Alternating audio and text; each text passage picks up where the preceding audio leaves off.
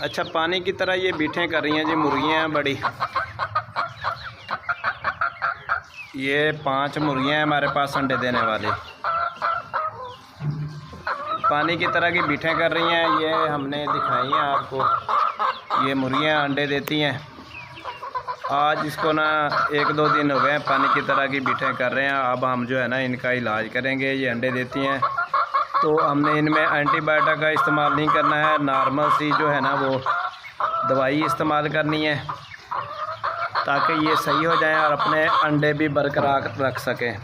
ये गोल्डन मिश्री मुर्गियाँ हैं, तकरीबन वेट इनका ना 1.5 किलो के आसपास है। पहले ये हेल्दी हो गई थी, अब फिर इनको ना हमने वेट मेंटेन किया है। ये 2 से 3 अंडे डेली देती हैं 5 मुर्गियाँ, ज़्यादा अंडे नहीं देती हैं क्योंकि इनकी उम्र भी अब 3 साल हो गई है। तो चलें 2-3 अंडे भी दें तो घर का गुजारा चल जाता है, हम खा पी लेते हैं जी।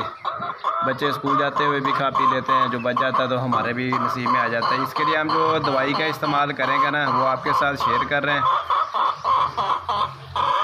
ये एंटामाइज़ोल सिरप है जी, ये एंटामाइज़ोल है।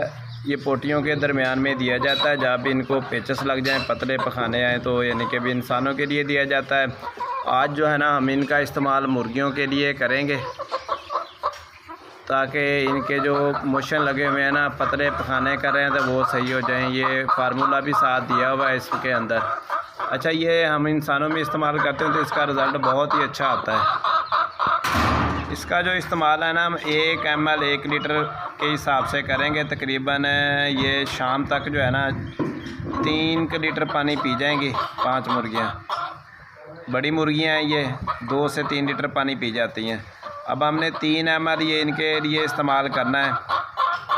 24 घंटे के लिए हम इनको रखेंगे। इंशाल्लाह 24 घंटे में ये दवाई सारी इस्तेमाल करेंगे। एंटामाइज़ोल के नाम से है जी, बहुत अच्छा इसका रिज़ल्ट आता है। एंटामाइज़ोल ये पतले पेचस को ख़त्म करती है। तो ये हम आज इसको पानी रखेंगे, इंशाल्लाह सुबह तक ये सही हो जाएंगे।